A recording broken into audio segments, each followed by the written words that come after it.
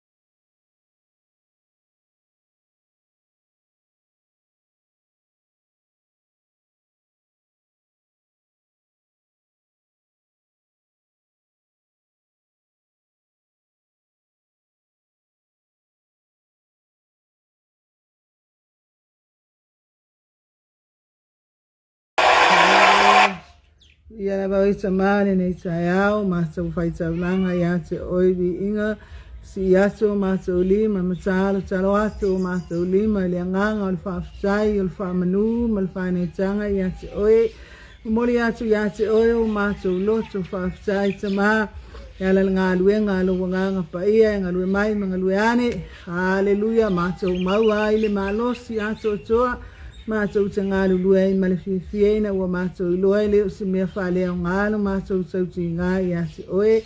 Mawhataini nei tai au mātou mwhie, wa ai ato suno le la, le alofa tu noa o la ua whio i tupu pēr mo i mātou lea taimi, ma lea taimi. Aleluia, whaafitai wa mātou wa ai ale māmalama lea sofo wa ana whai mai lau whanau le vi inga, whaafitai ma le whaamanu o le whanetanga i ati oe. Ana rau alofa ma lau wha maoni, whaafitai tamau, whaatau nuina le nei wha moe moe. Haleluia, ana le se anoa oe le aise mea mātou te mawhai. Mātou bana awlia le anganga o lau a fio mai.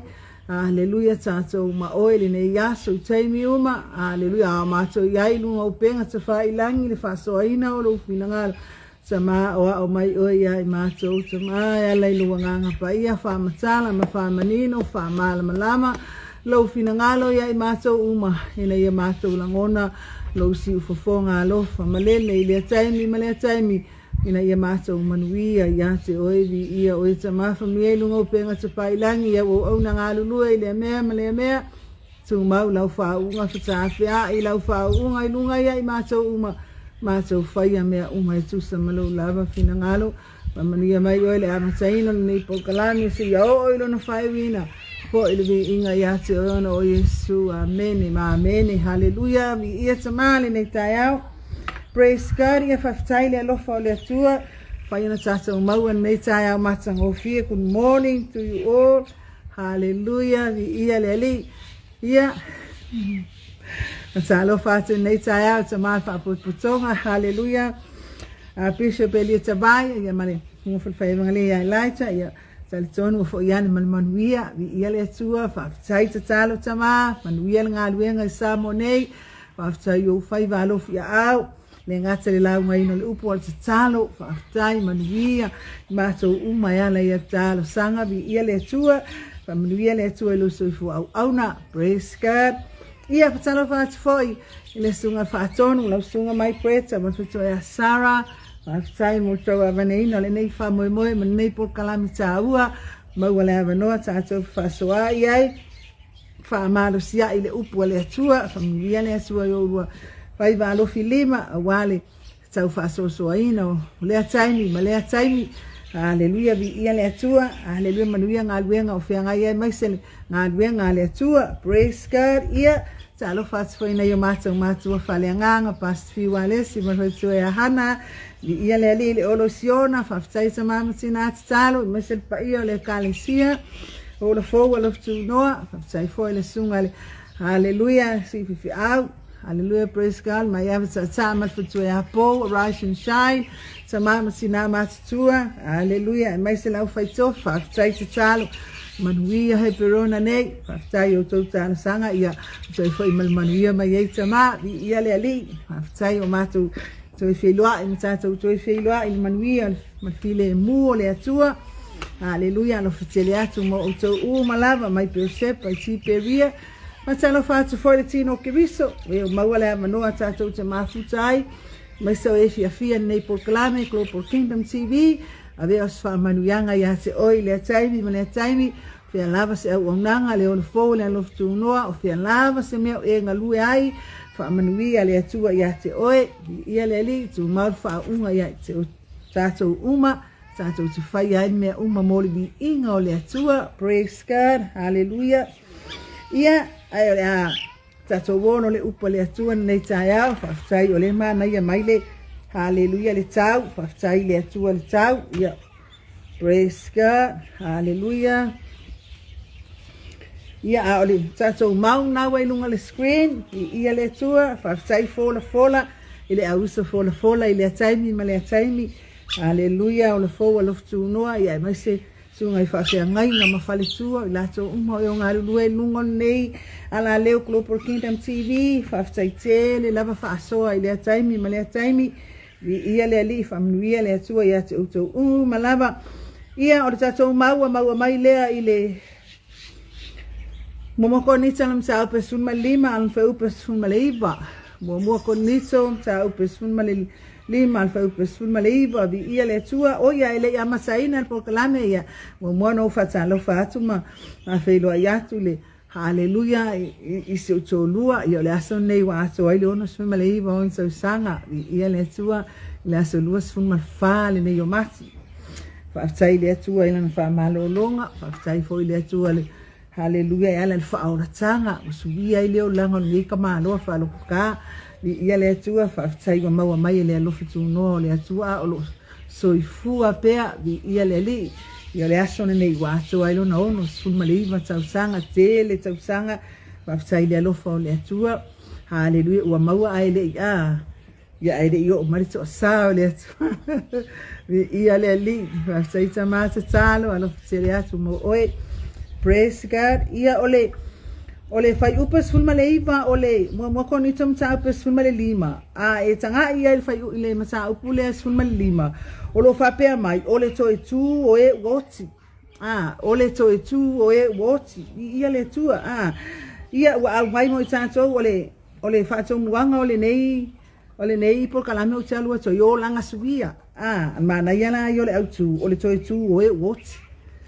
Tangata oti o lo tanga ka oki le o toi tu o toyola tato o tangata safe oti le sala haleluya ya le o tato toi tu ale ka ko ke ona e ala ile fa ona tanga haleluya o le toi tu mai tangata oti pe o e ma fa tu sale toi tu mai o Yesu haleluya vi ia le li o le toi tu o Yesu le wa ka mau ai le sa o le tonga maka ko e ku mai ai le manuia mai le polonga o le ansala sa tato ia fa mai lo le fa upe suma leiva ma na ia o le tusi atoa ia iso wa no fa tau au mai sina upu le le fa upe fa tau ia tato wola pea ia o se haleluya o se fa malosi mo oi ale o se fe au mo oi haleluya le o sa mai ia te oi ia e ala fai upules fun maleiva fai ngata ile nei o langa mea tatou te fa moe iai ia ke viso wa seli lo tatou malai i tangata umalava fai ngata ile nei o langa mea tatou te fa moe iai ia ke viso haleluya wa seli lo tatou malai i tangata umalava o kasemanga ia baka usa o mai ai le atua le me o le tangata na o le lalo langi ma le kangaka e ngaka longa manga o le lalo la o ye tangata e mana o le lalo langi ma le o langa le nei tatou te o lai fai e ngata ile o langa nei mea tatou te mana na o ai ake wisu nei le wakako ile o langa nei le wakako ye le lalo langi le nei fai ala wa o le mele sa ye kako me funga sa ye wia ia nga fai kau le tuspa ia ai ka kele lope i sisi mei ka laku ka ko fa longo am fai kau kuspa ia haleluya ai ka ko kele lo finga te ka ko kele tsari to wina le ka ko fai kau ma ka o mai ai le se mala lama ia te oi te mala lama ai haleluya ai fa fe tai ile nganga pa ia o le atu e ala awal me ale e fa ka mau inga ina i tatou tai mi tatou te tali ai Yesu Kristo haleluya kako mawal me alo fo le nganga pa ia la nga e sa we fa makala male wingo o mau le tuspa ia ma valo anga le tuspa ia o manuia nga sa kale loa o manuia o mea sa ele loa o mea tetele o mea fou o mea fainga ta sa lilo lau vai ma fa apong sa ina yo ta mata o ka yai le lalolangi kako wola nga sala pe ya tala tuspa ia o tato nga sala o fai le ma papa puni wa kale loa wai le tua ile ba o ta ua ma le tua haleluya sa kale loa la po ane ku sa ngakal kako va ai le o langa nei fai ale o langa ia halu wai le langi yo isi la wa le tunga mau le mala la wa ma le loa o le mele wa loa o loa ta lo fa lava Florence na naivo vi ia le tua ta lo fa tu mo oi vi ia le ali fa man vi le tua oi mo se wa ke lo ngak fainga luenga e ke pisia ya lo fa subte alo fa tele atu mo oi man vi la nga luenga man vi oi mo se ainga praise God ta pena ile tua se asta tu tu fe lua e manuia ai ia le ali o me la ia sa ele loa o nei fe awa mai ele atua le tae au le nei mo oi e makuai ka mangingo ko ia ke oi le me o le tangata e nau le lalolangi ma le tangata e nau i le tino wa o le lalolangi o le tino o le olanga le nei ka ko ke olai wa umo na tau mai ele atua e ala ina upu o le lalolangi ka ke olai e fa umati ele afi e susungu uma me ai susungu ako i matangata le fa longo i le atua tangata la tu te le talia ina le maliu o Yesu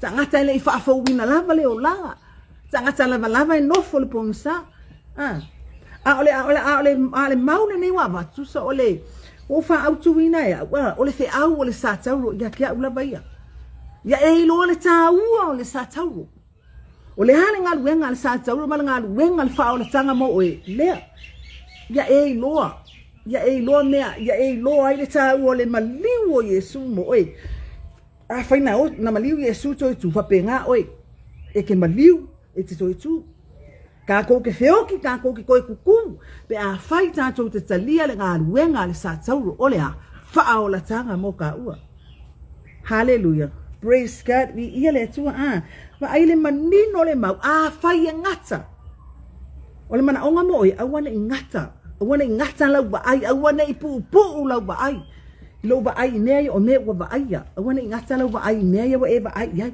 e iai si mea ke kele i kua aku me kele i ai pe a e maua ke riso ma e tania ke riso e fio mai tonu e te lua ma a futa ma oi ma e ai lole i manuia ia o ke makuafa whekai a uia i le atua ua ka malama lama i waa so se nega ke whaikau wai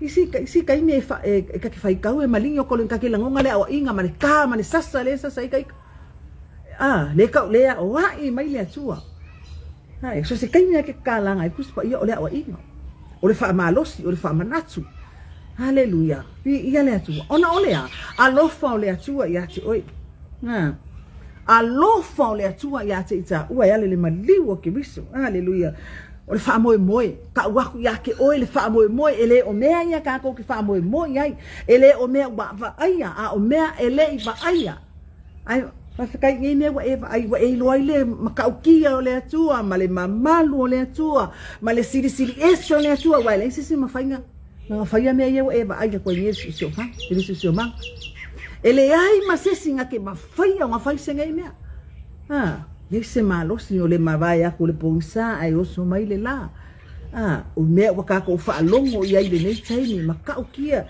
le wa matanga ka ko va ia le moni mal fa maoni o balo anga o le afionga le tua ale ka ko ke ngau ai me ia le ka ko ke ngau ai me ia mo fa nga tayo ka ko mai so mo fa tanga ma ka ko mai na Yesu fa nga kayo nga e fo i mai ia me le fa nga tayo ka ko fo i mai fai so fa moi awe ke ola le ai so fa moi ia so fa moi so se kanga kaola e ia ile mea la fa mo ela nga tinga ina te ngalue ke fa moi ia manguia so fa ngau awangi safa se kai mi fia ai pe se me manga mia e ala na e tinga ina ma tau tinga la unga le upo le atua au na le atua i tono e kale sia le mana onga onga le fai au ma le mana onga le atua mo kako uma ia kako ola manuia kako uma le malama i upu lea ia awe ke savali pung sai praise God hallelujah vi ia le tu le waka sa o mai ia le fionga le atua tai ane ka nga kamala ia fa mai sili le kamala ia tanga ta uma ai se fai susungu fai mu fai ma vai fai pala me ala ia me le pala Hai me le pala e lua me fa babau fa babau le langi ma le ola fa babau se oli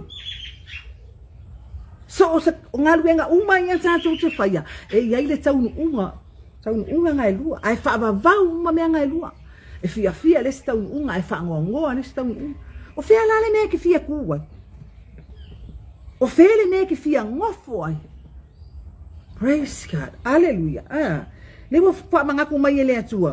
Me o le o langa nei. Me o le tino, me o lalangi, me o fa fia. Le tuina na o le tino, ma le tuina na o le loto, tuina na o mata. Mea ia e malai ai kako. Nanga o mea le o kai se i kako.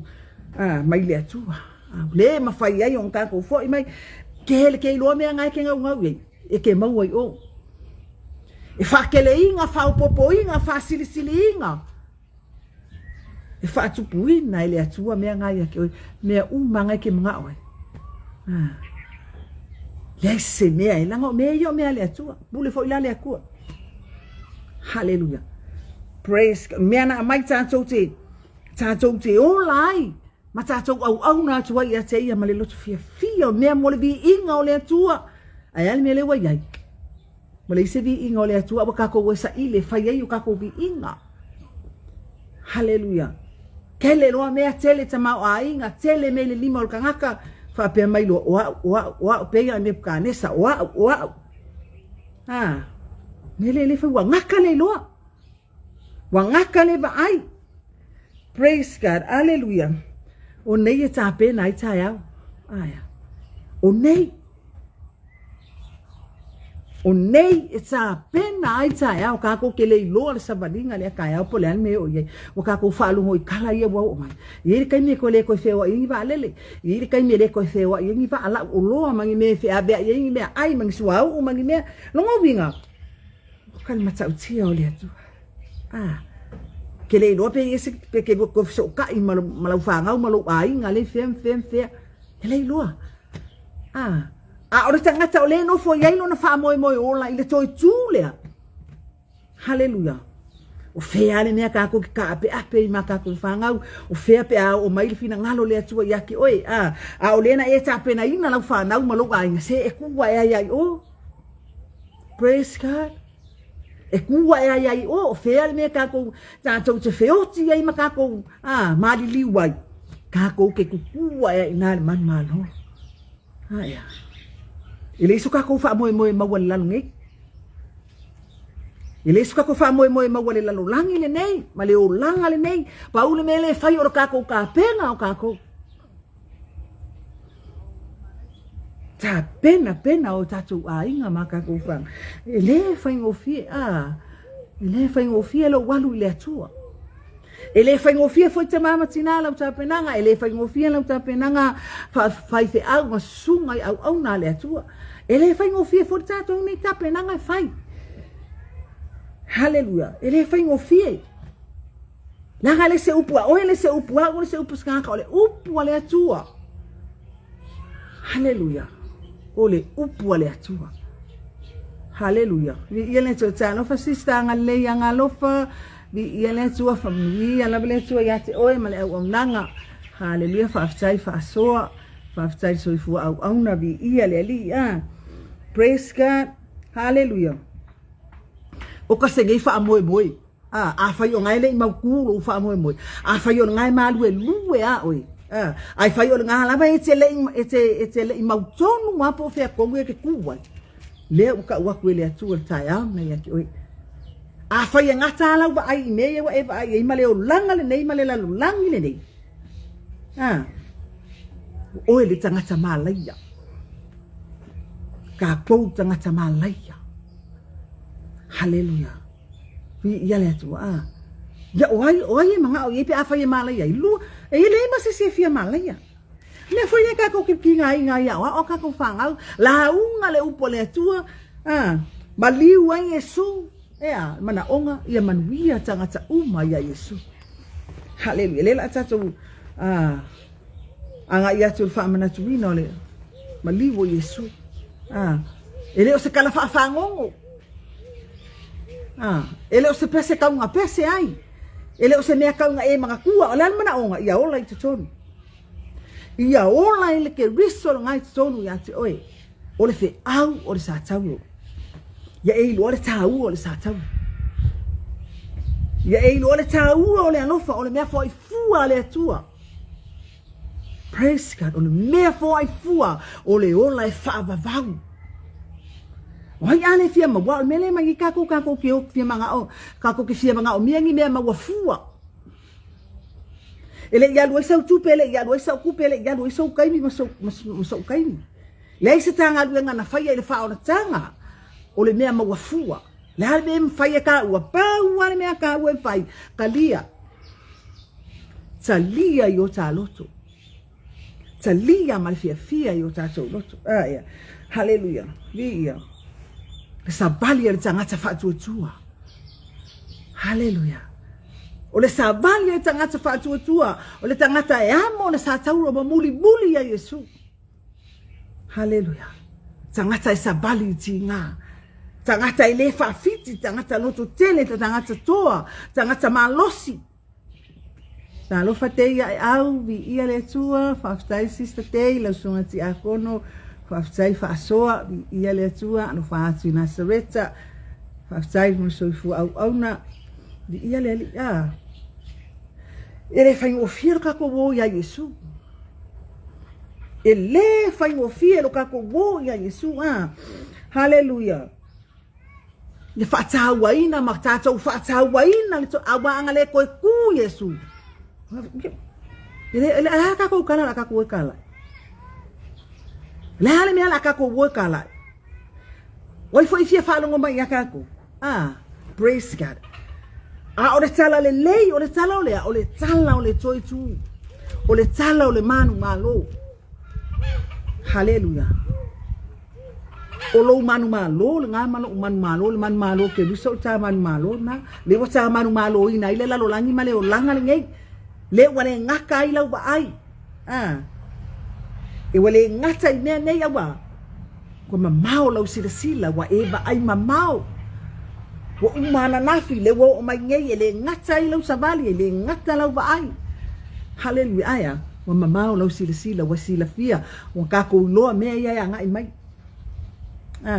kako lua inga me ye ngai mai o ngai mai me ye ngai mai pa wale o tangata le cho al taimi nei hallelujah na o tangata fatu tua tangata la wa te ia ke riso la sama bali fata si male tua hallelujah ele popole nei wala va me kukupu mai wa esila fia makako loa. Hallelujah. Mena le tsape na ina ilo ainga. Ele ai se me kasi hallelujah. Mo uma ka fa makalanga ila fanga. Le ale tsai mi tse alu ese ai makaoki ai. La wa mala malama ye. Hallelujah. Si kai me fa makala kwa ngalu si yo mai. Ele ilo pe mo ipe ya bakule mau fai ka wai. Si yo mai baka. Hallelujah. Wa foi le ka fa wa matheo isolo mangako la ko fa pena. Ole tangata wa matua fale nganga. Male tangata ole ile tinu. Es fa ta ua ne fe au mo tangata ole tinu. Tangata ole langi e ele talia Yesu. Ole fa ya ksa ya ki ole tangata le fa ole. Fa ya ngata ya lo mana hallelujah. Fa ya ngata le ne yo langa me fa mo ya Yesu Kristo. Oyo kak malaya. Tangata na ole lalu langi ya le olanga. Hallelujah. Lai faya fianga ole lalu langi. Hallelujah. Praise God. Hallelujah. Fafaya ta ita ile atua nei ta ya. Mau ole abanoa ta tu te fa longo ai le upu ole atua. Fai mani mo moko ni te sulima sufa. Hallelujah. Fai upa sun mai fa. Hallelujah. Vi yele tua. Fai foi wa leto e fa tu ina mai ke riso po wa fa le ngala ma tu talai. Fa le nga foi lo o tu fa tu tua. Eoi. Angale ko ku mai nga Yesu. Fa le nga inga ka ko ne ye fa ni. La le fe au la ka ko nga fe au fa ngo. Wa ya le fe ku lunga. E ke ma ka wa ku ka wa nge ka wifo ilo inga malau fa na o le wa nga ngofo ma eva. Tala yatu le lalolangi. Le wo na nofo ma e tala yatu le wo tu inga le lalolangi la bala au. Ole ona ole tala ele lei. Ole tala ole ola ole fa moi ola. Praise God. Vi ia le oi la ale fia tala. Elo manga onga ia ola mai le ma ola mai le ola mai le. Haleluia. Ina ia tele ni nganga mole ma lo le atua. Ola tama na onga lea. Haleluia. Le foi le lenga e tauti nga kele yo upu makala yake oi. Tele fa matalanga ya ta ua. Le sasa ma le tama mea uma nga fai pe nga fai a Yesu. Le sawa inga i ka ko ka ni ia le tu. Ona ole tala le lea. Praise God. Hallelujah. Ia le tu. Ya oi se ale fia ku lunga ya le kala. Praise God. Kele foi ka minga sabari ika tala inga. Haru usila o ka haru ku wila isi loku ya o savai. O mai ka la ngai savali. Fa ngo fie le tua me uma mo oi. Ina yo awa akak savali ngai ainga le pawala o ainga mau. Fa isfuru ainga lu pawanga o savali ngole ne yasu. Ya if ai kaula ma ka ko ke lona pe ko yong ska ka la inga me. Pe o tanga tsai e tsala ye o ka la ya ko ile ya ngatsa ya la ko. Ole nei ni mo tsa pe na le atua e te tiwai. La unga le fe au le tsala le lei. O Amerika ke ia fa kai mai la wa enu ska ka lo ka ai Amerika wa enu si me Australia New Zealand fair. Va ai le matau tia o le lofa o le atua. Ya mau e tangata uma le fe au le toi tu e koe ku uma ka ko. Pe ata toba. Hallelujah. Pe ata to talia le fe au le fa ata ai a fai pawane o le olanga ako. Ka penga o le lalo la ngei ma mea uma faifo le mea. Tato nau ye meo le lalo langi. Hallelujah. O mai le taimi o le atua. O mai le taimi o fina ngalo le atua e fa kama ia ngei mea. Ele suka fa mo me o mu me uma. Hallelujah. Mai fa finga le o ko luo ta. O kai me fa kama ia so ko mama ko. Ala ya lu ma kilo gua. Ala nga kala ya no fa yo au no nai o. Ma le kelo me kama ai na lai o long kama ai. La nei ta ko ba ai. La li ku pu ma si mai ai. Wa nga kala nga ba ai email ni tino. La ya lu e mangu me la sao ai na. Ya la wa ngofo ai o me la ye la. Ku ai lo ele tu e fai ma fai longa. Ka ko ke ba ai le tangata ya ai ke pai ku. Ya nga foi mo tatou tangata. Se fi awa nga mo tatou tangata uma. La nga yiri kai mi ka ko ke o ma ka ko ke pai ku. Ele kai mi ka ko ke o ma ka ko fe ke bai. Tangata ele mau tonu. Nale mana onga le yai ka ko wo uma. Ba ai ya Jesus vali le mo le ala. Hallelujah. Vi ia le tu. Praise God. O le taua o le sa tauro ma le taua o le tu. Ea e ke mau ai le ola e fa papa. E ke mau ai le mea fo ai fua. O la so uma o ena talia o ia ma fa tu i lona sua. Na ia batu ia o le manuia bea ila tou ma fa naua le atua. O fenga ngo fo ai fa naua le atua. No foi le langi ma le ola e fa papa. Paua yo ka ngaka la ko ke maua. Sangata la to te talia le fe au le sa tau. Ele fa ya fua ele atua le sa tau. Hallelujah. Le foi la ka ko fa manga kuan mali o Yesu. Fa mangaku aya. E ngaka ile so mali sa loko e fo ia ikua. Praise God. Na o se mea fo ile le pe o se mea e kaua nga fa ilonga. Aya, ele o loto. Hallelujah. Vi ia le atu. Mua peteru, mua fa upelusu tasi. Mua peteru, mua, nai mau ia fa ma losi ai tatou. Hallelujah. Mua peteru, mua fa upelusu matasi. Vi ia le alii. Hallelujah. O e fa atua ile atua talu o ia. Talu Yesu. O Yesu le fe mai ai. O e fatu tua ile atua talu o ia. Na ia to fatu mai ya te ia na ye woti. Ma wa batu le mamalu ya te ia. Ina ia yai ile atua lo o to fatu tua ma lo o to fa moe. Hallelujah. Ina ia ile atua lo o tau whaatua tua. Ma lo o tau wha moe moe. Hallelujah. E ala mai ai Yesu Kirisu. Whaatua tua ile maliwa Yesu, ma le toi tua Yesu.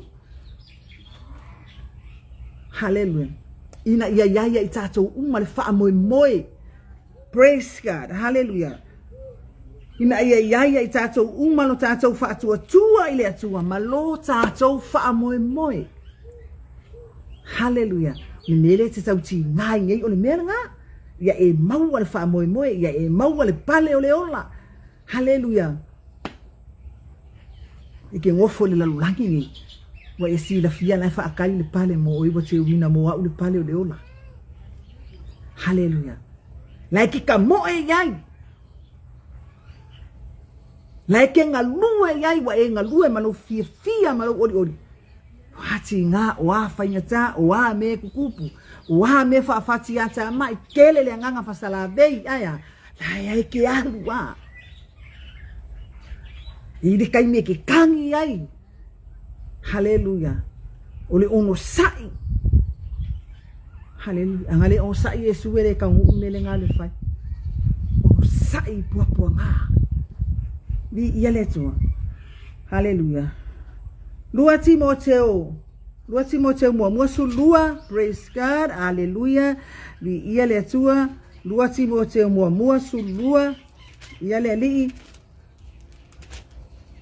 Lua Timoteo mua alon fai upesuma le lua. Bi yale li. Praise God. Fai upesuma le lua lo fa pe mai. Hallelujah. Ole mele watinga ina ya uia mea a o tele malava. Hallelujah. Vi yele tua. Awa wa o wiloa o ia wa o fatua tua yai. Ma a o mautinoa ua mawhaia lava ia ona leo ile mea na o tu ina atu wai ia te ia e o atu i lea lava aso. Mawai. Paulo. Hallelujah. Leta moya leta ngata leo Paulo. Hallelujah. Ole mea leo watinga ina ya uia mea ai o te le ma. Praise God. Ea, wha moe. Ele o ngata i le wha moe lea. Lai wha moe i le o lai wha mapau.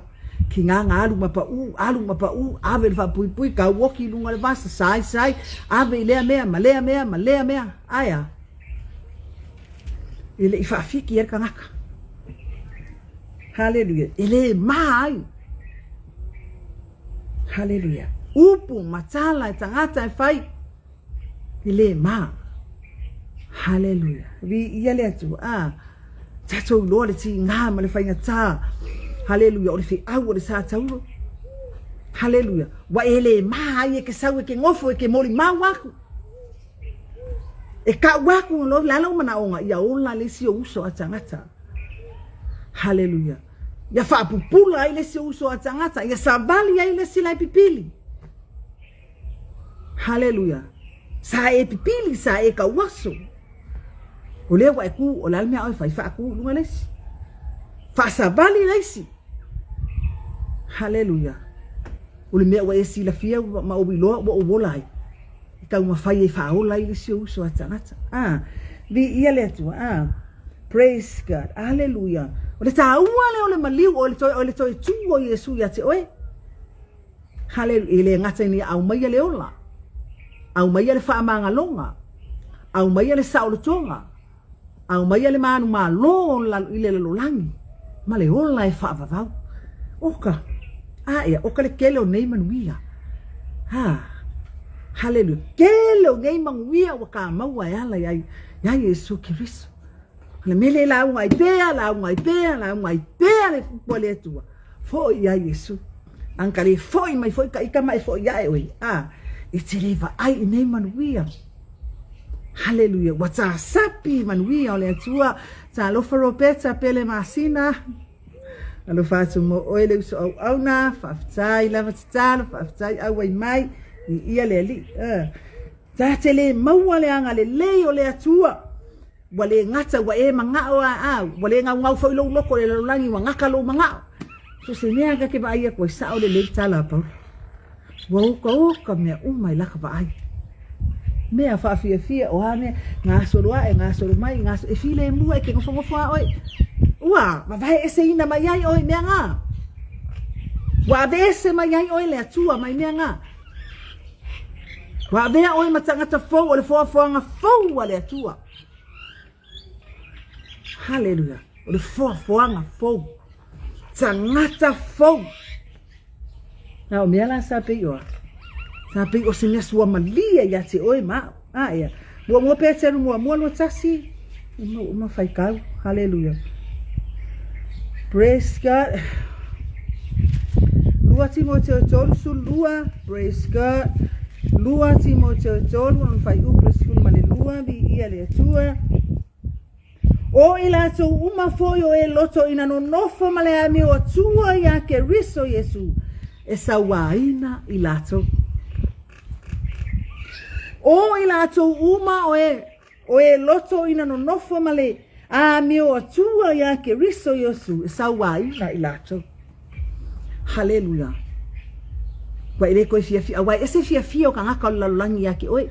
A ka ko lalangi kele o ka wo. Tele o tangata fia yake oi. Ya. Ar kai mi ngai ka sawa i tono le fa o tanga le tu wale ngi wo.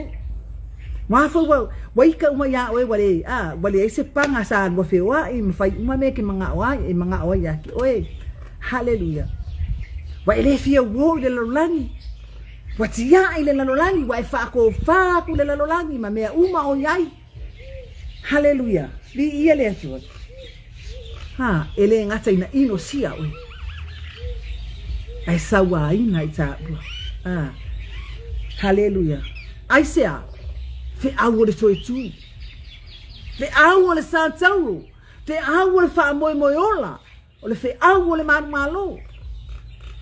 Fe awo mai le langi. Praise God. Waile e fe au mai le lani o Yesu. Praise God. Hallelujah.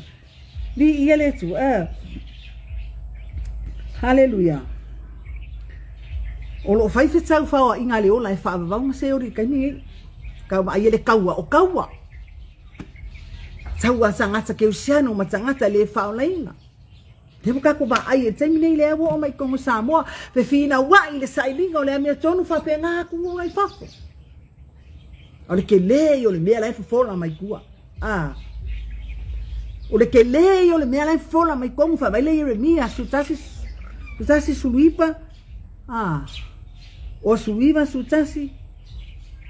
E au ina tupo fe vai inga ia te utou ina ia. Ina ia ilo atiro le tangata fa maoni. Ina ia iloa le tangata wha maoni o yate o tau.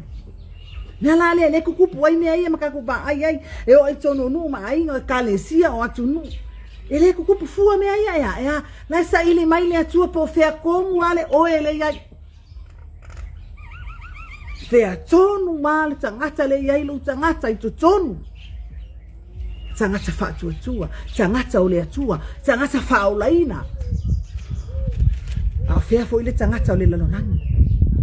Kupurua le saito ma le titania. Wale vana sila fia ele atua. Aya.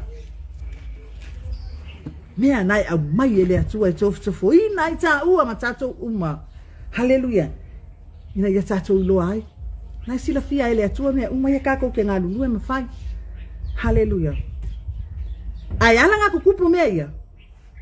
Mea tato uloa le tangata wha maoni. Hallelujah. Praise God. Hallelujah. Fia sila le atua le tangata lai tutonu. Ele o fafo. Ele o mea vaaya pe o nele kakakalangoa ngai le olanga nei. Ele o mea vaaya. Ele o luma lai. Aya, tutonu. Tutonu lai ai le aulo e fia mana o ele. Fia sila fia ele atua. Po oai oe. Hallelujah. Ia le atua. Hallelujah. Fea lan me kako ke o iai. O fea le me kako ke milo i le kumu le lalolangi. Hallelujah. Fai malitala Yesu. E loa wea umamoi. E loa fo ia uma moia. Kai mo ke vala awa kwa ia o mai. Fa longo I la tau I lo leo na la tau o mai ai lea. Ai sea. Ma foi la wala ko lo le Yesu le wa olai. Ha wala ko lo le fa o la tanga wala ko lo. Hallelujah. Le ola fa va uma le tau unga. Sau o Yesu. Ma le mea sau Yesu e au mai. Olea, tala le lei wa o koe ku maka ko. A wanga le koe ku Yesu wale Yesu ka fa mo moi. Ai amu ia ka ko uma. Amu ia o amu ia au. Wa e le ke so ifu a lo yai lo fa mo moi.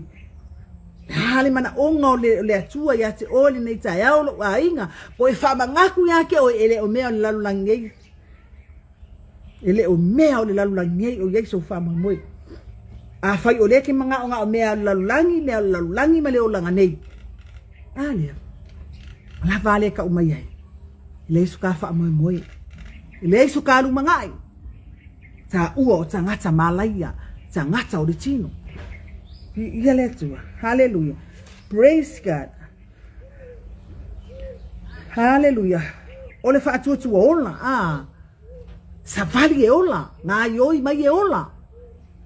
Har kwa nga me fai e ola. Ai sea. Langa foi lai ele manu ma lo ke viso. Tangata ele pupu lana ba ai. Hallelujah. E mamau lana sila o le tangata ba ai. Hallelujah. Wa me ia ngai mai. Se ia ngai mai wa lepa ngai lo ma fau. Wai fo ka nga kai sau ya ke oi. Se ka sia lang fa longo le kaukala mai ia tasi foi lau ba ai le folingo nga kala sau ke mala le le ya.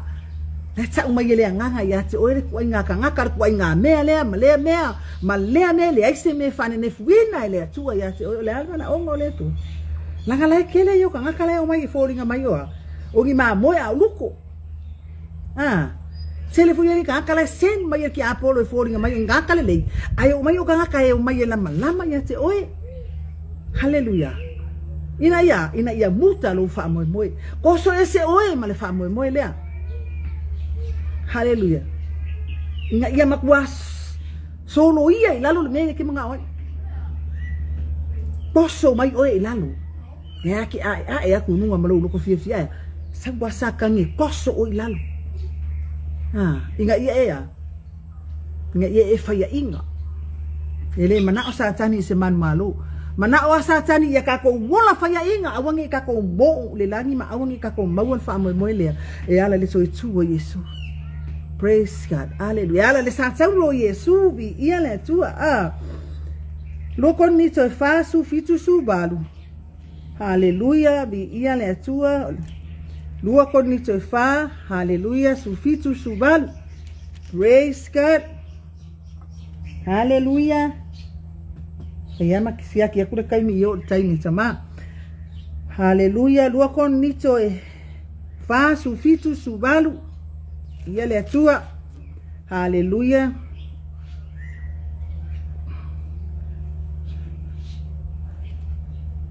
Lua koni toi fa pasuma fitsuma ole mea lea wo awina atu ai Timoteo ya te oto olo watali pele lea ma le fa maoni le ali ole na te fa manatu ya te oto I laua mio le ngā luenga ke riso. Praise God. Vi ia le tu Pei ona o wa I mea uma I ka le sia uma. Hallelujah. Pero ke sa ona pusi le feka. Lua con nito. Ya, le feka mua con nito. Hallelujah. Lua con nito. Fa mta upe su fitu su balu. Hallelujah. Awa ona mata upua ngā ma sangia ma le vave mabai. E tupu mai ai mo I mātou. Le manuia ma mafa e matua sili ese lava ma le faa babau. O loo mātou le mana tu natu I mea ua vaaya. Hallelujah. A o mea e le vaaya. A wa o mea e vaaya. E ngata mai ia. A o mea e le vaaya. E faa babau ia. Oka. Nele mi mika ai paulo Praise God fai mai. Wa o lo mātou pua ngā ma sangia ma le vave mawai. Hallelujah. E lo le fa longo le tangata fa tua. Ma le fa longo le tangata fa o laina wow ko ile wo tonu ya te ia ke riso ilo ko pule la lango pule Yesu ko nga pele wa mangalela ngonga inga ya famai opua ngama mafa wa ma to opua ngama masangia male bave mabai opua ngama ma ki ngala au ki famai opua ngama ma ki ngali fanga kama ai famai o me mama o me bave mabai. Hallelujah, praise God. Hallelujah. Fai mai tupu mai ai mo ma tole manuia ma mafa ma tuwa siri. Hallelujah. Praise God. Wa ni ti ngaka ko ki ola ina. Wa me ngai o aku ya ki oi ma me o mai ya ki au pe fu ka vai fa kari mo mau foi ma ko ni o ka fori nga fa pe ai aku ma wo yo ka fori nga ma ko ma me nga kupu lo ka kingo o ka fori nga fa pe ai ne. Wala ia ma se me o ma vai uma kwa nga me. Lei ma se mea. Mea vave mabai. Ti ngai vave o nga mabai. Hallelujah. Ki fofo Yesu o tati nga ma o ta. Hallelujah. Si fofo ina o tati no mana. Toi fa au le lei o ka fo linga. Wa mabai aku nga mea. Ki nga lei ma se si pa ua me ka ko ke mori mauai. Ia, o mata utia o le atua ke mori mauai mea. O nga mea uma wa ngalo ya ki oi. Ina ua e maua le manuia mamafa. E matua siri e se lava e faa vavau. Vai le koe mga kua mea ngā ua. Kasi ane mela e fokus e ilau wa ai mali mela e ke ba ai ai. Ole manuia e faa vavau. Ole ola e faa vavau. Hallelujah. Wangalo mea uma. Wangalo ti ngā. Ngalo loi mata. Hallelujah. Ia le tu ea. Ina ua e maua le manuia lea ua teo lo lotu. Hallelujah. Wai lo lotu. Fai mai kala a paulo ua fai o se tau lo wanganga. Hai wale mawhai ai onga e. Aka kau wa ai ni meno le kaula a wa vegi Yesu ma tau lo wanganga. Halea nganga pa iyo lea tua wa kaula ai lo wangaka. Vai ku mele le kaula me kaula ile ba. A wenga i madwe lue le ba. A wanga i kafea le ba. Wai makulo mali taula. Kafea lo mali va ai le ko maua. Penga uma ka olanga. E makulo ka uma mali taula o Yesu e ke ka ko ke o ese no ma Yesu. O le ka le lo akua kafea i le lo pofe me o apirikia solo ayo ka va. Iki o fa mai paulo o fai ma taula lo na nganga. Wale ma fai ayo ka o ine ka masangi ai. Wa au nga kama mafa yo kama e ka sambadi le me nga kafia fia ya wa kaula ya Yesu ke bisolo wola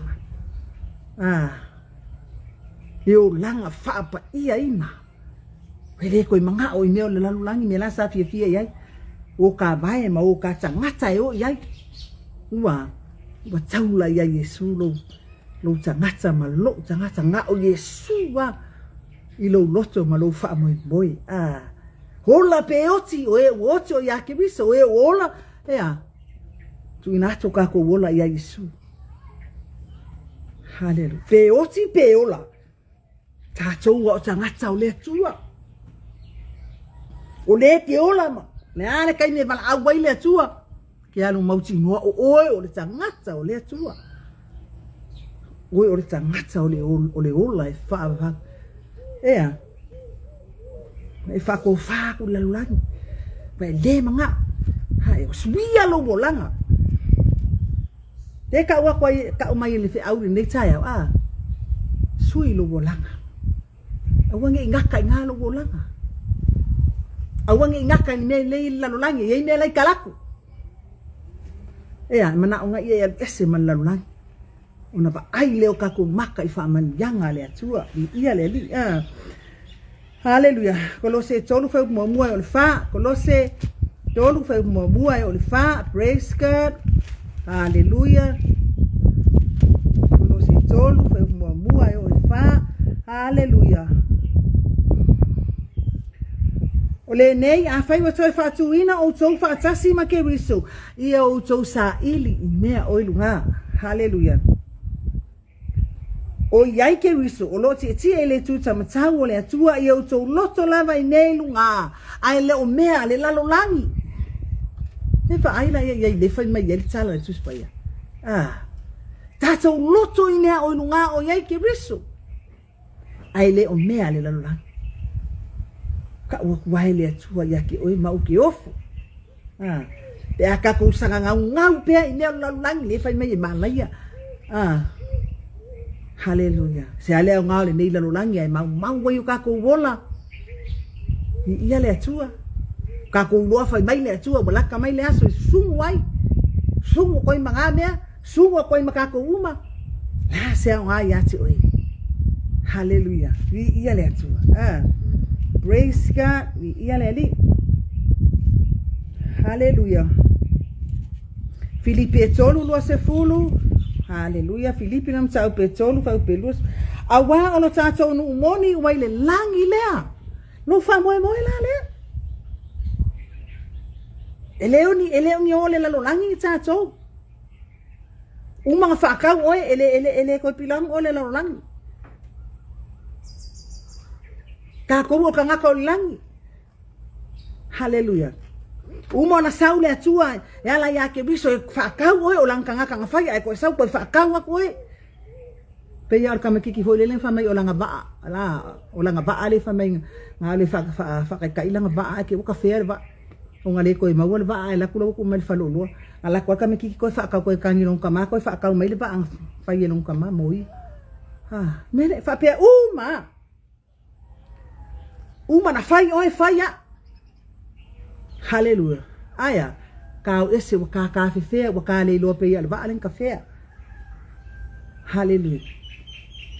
Koe sau Yesu. Sau le atua e ala ia Yesu ke rusa. Koe whakau langa mea nga whai. Hallelujah. Ia le atu. Praise God. Longo binga ke nofo le lalolangi ma tātou no nofo le lalolangi. Ele ai sau pule ia ke oe. Ele ai se pule mai ia ke oe. Wa ia o oe o le tangata. Le atali ma le afafine o le atua. Ka kou o whanau ma le atua. Aya, le au kako koe ese fo. Le au ese akua ma o ese a. A lewa ta umai e le atua. Ma koe whamangaku mai ake oi. Hallelujah. Fai upu le lo se fulu.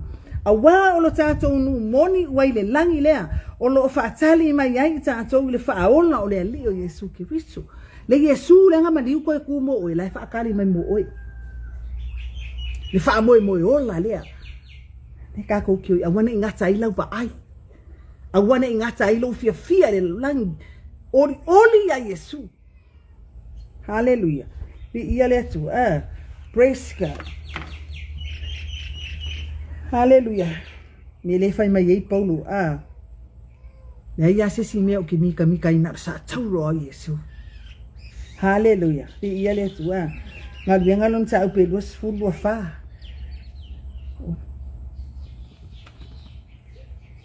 Hallelujah. Ai tau mua ku ka tian sa upe ono sa upe sufa. Hallelujah. Wala salasa fo ina uman sa ufa soa. Kala tia lom sa upe ono fa upe su ma fa au nei au ane yo mita se mea sa lava na sa tauro ro tata wa leo Yesu Kiriso o ia o na fa sa tauro ina ile lalo langi ya te wa fo ile lalo langi. Praise God. Ele foi ka kini ni kai ka ko mita ile sa tauro Kiriso ni ile tu le waka ma wai le ona ma fa o tanga ni ile tu. Hallelujah. Kai mai Paulo a o tele manatu stasi lava mea o lo wola. Ma o lo lava ola tele manu yai. Mai e kamoe. E kamoe ya. Kamoe fa ka mu e fe au na bala awina Yesu i lunga le ala i tamseko. Mo moli le fe au inu ese. Hallelujah. Ea. E ke sa mangu e lai lo wola e ke fefe upu e ke fefe kala e ke fefe i nefa yaku yaki oi e ke fefe i tinga e ke fefe re sa waina pala ai aya ka ko fefe tatou te mori mau ya Yesu ka ko ke fefe ka ko kaukala i le ami o tonu a Yesu ma le ami o tonu le atua aya hallelujah mangata lau ba ai ia le atua Hallelujah. Whaftai lea tua nei tai au whaftai lo whaatasi mai o ke ilo le waka konga sulu o for tai me por kalame tama manuia por kalame tama manuia le tua Pukalami o tutoyo ne yaso tatou tatalo whamanuia le atua ia te utou uma. Tai le avanoa tatou mafuta ai. God bless you all. Ia o eta maa whaafitai lau whiau whamanatu le nei tae ao mo I mātou uma. Hallelujah. Ia o ala ia ke viso Yesu malona to itu. Whaafitai e te whamanatu pea I le ataimi, mane ataimi lo mātou whaamoe moe ola. Hallelujah. O lo whaatali mai le langi Yesu ke viso lo mātou whaola. Whaafitai whamanatu tama awa ne ngata la mātou wa ai le nei lalolangi ma mea uma ua mātou maua. Ia mamao la mātou wa ai o lo iai oelo mātou watua. O awhainga tā ma mea o a ngai mai mātou te lefi fefe se mea tasi mātou te loa. Hallelujah. Iai oelo mātou watua o lo mātou te taisili o lo mātou. Hallelujah. O lo mātou malu a papa mātou te malu ai whawhita uni mawhainga tā o nei lalolangi. Hallelujah. Vi ia o eta maa whawhitai le whiau. Ia o le whiau I tue whao le lalolangi. Whamia ia I lātou a muli mai.